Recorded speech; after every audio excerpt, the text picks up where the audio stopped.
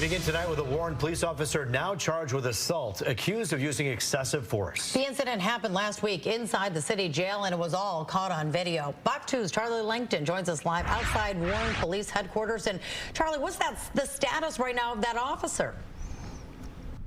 Well, I'll tell you what, Taryn, it's a very sad situation. That officer right now, he is out on bond. The judge today ordered a $5,000 personal bond, but he's going to have to account for 2 misdemeanor charges. Today, this cop is now on the other side of the law. Let me tell you what happened. About a week ago, a 19-year-old man from Detroit, he was arrested here in Warren for carjacking and being a felon in possession. But when he was taken to the booking area of the Warren jail, this is when he encountered police officer Matthew Rodriguez, 14 years on the job, the booking officer, and then whatever words were said, something went wrong, and Officer Rodriguez allegedly assaulted this particular victim. Take a look. This officer strikes the prisoner and takes him to the ground. Once on the ground, the officer delivers additional punches to the prisoner and slams his head into the ground. And just moments after that, the video shows the officer throwing the victim into a jail cell. 2 officers, according to the police commissioner, tried to de-escalate the assault. One of the officers reported saying, "That's enough, that's enough." Although the audio was not released and the booking officer failed to have his body cam on, a violation, the police internal investigation recommended criminal charges, which the prosecutor brought, all within a week of the incident. It gives a black eye to the ones that put the badge on and the gun to serve and protect, and that's no way to serve nor protect.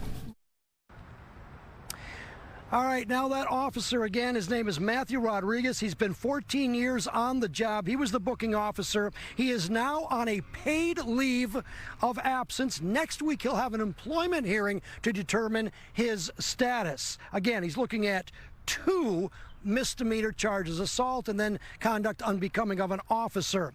It should be noted here that the Warren Police Department, Commissioner Dwyer actually told the officer, take the victim, that 19-year-old Detroit man, to the hospital to see if he was hurt. He was examined but released within hours with no treatment. Now, the victim was then taken to the Macomb County Jail, where he will face charges on the incident for which he was arrested. Again, it's a terrible situation here where an officer allegedly tonight is on the other side of the law. No court date has yet been set for that Warren officer. Taryn, Roop, I'll send it back to you. I'm live in Warren. Yeah, and obviously this officer deserves his day in court and a fair judgment here. But in the meantime, you look at that video without the audio, it's hard to tell what could cause an officer to do something like this when you're already in the police station with other officers present. It seemed like a very easy thing to have this transaction be done without having to slam his head against the ground so hard.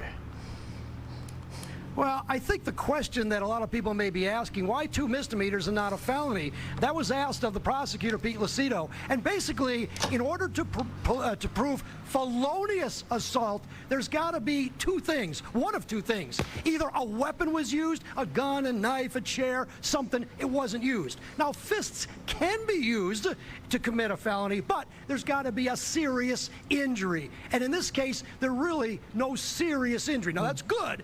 It still doesn't negate the fact that the officer cannot do what he did. And we have to remember that this officer, this Warren officer, 14 years on the job, is innocent until the prosecutor can prove him guilty. He'll get his day in court. And again, he's got an employment hearing coming up next week. So we'll be back. Absolutely. Due process needs to happen here. In the meantime, we'll be waiting and watching carefully. Charlie Langton for us live. Thank you. In Pontiac, an early morning shooting leaves 1 man dead and 3 other men wounded. It happened in the North Hill Farms apartment complex shortly after midnight. Deputies say a 22-year-old man was found dead at the scene. The other 3 shooting victims are all hospitalized with non-life-threatening injuries.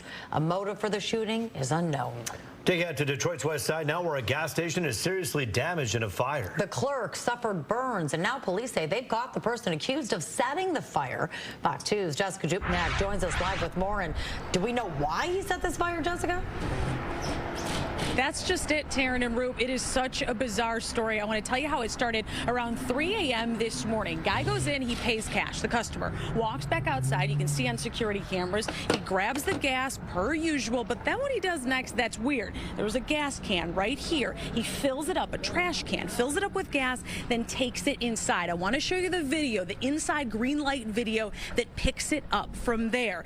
There's a words exchange, something very small, very subtle with the clerk inside. Then he dumps the trash can over with all that gasoline. He happens to have a blowtorch on him, and that's when he sets it on fire. And in just seconds, you can see in that video, the whole place goes up in flames. Now that clerk, what you don't see, the police chief making the decision today to not show the video of the clerk actually running through those flames to safety. And if you look at the exterior, the perimeter of this building, that was his only way out. And amazingly, we talked to him on the phone, 27-year-old clerk that worked here at the Sunoco gas station off 7 Mile near Evergreen. He was treated at Sinai Grace, but had first-degree burns. Now, some good police work by Detroit police. They arrested the 35-year-old suspect shortly after this happened early Tuesday morning. We'll pick it up with some sound from here. It's unbelievable that somebody would do this. The motives are totally unclear, but I think we know that this person was not dealing with, you know, their normal state of cognition. I mean, there's something going on with that person. The damage caused, no joke. I mean, look at this. They've been out here all day trying to make repairs. It's just the nicest folks that work out here. They describe this place in the neighborhood as a family business. Lots of the customers coming up, hugging the clerks, making sure everyone's okay. They do seem to be, but obviously business at a standstill. The good news, though, that 35-year-old suspect is in police custody, facing some serious charges, possibly attempted murder charges. Now, to add to just the craziness, yesterday there was also a separate incident at a gas station downtown involving explosives. This all happened within 12 hours. Separate incidences. We'll get into that more later at 6. But for now, live on Detroit's West Side, Jessica Dupnack, Fox 2 News. My goodness, Jessica, it's getting ridiculous. Gas station workers, the clerks have faced so much violence over the last few weeks. Did this specific location by chance have security? And perhaps maybe if not, they might want to consider it after something like this. Well, they were blanketed with those green light cameras that are monitored by Detroit police, but we do know there was just the 27-year-old guy here overnight, but something tells me protocol may change after this really near-death experience. All right. Jessica, thanks for that story, and we'll see you at 6. Well, a couple charged with second-degree child abuse keeping their current bond after a redetermination hearing today. Lolita Morgan and Mandel Berryman were charged with second-degree child abuse after police say their 6-year-old son took an unsecured gun and shot his infant cousin twice. This happened on June 7th in a home in the Jefferson Chalmers neighborhood. That baby is expected to be okay. Each parent has a current personal bond of $3,500. A judge increases bond to $1 million each for 2 teens charged as an adult for the attack of an off-duty police officer. 16-year-old Dwayne Whitley and 17-year-old Marlon Henderson both had bond redetermination hearings today. They've both been charged with carjacking and armed robbery. The teens were arrested 2 days after attacking the officer in full uniform at a gas station. Today, the judge said both suspects do not need to be at home. The court also finds that, that the argument that he would be best served at home.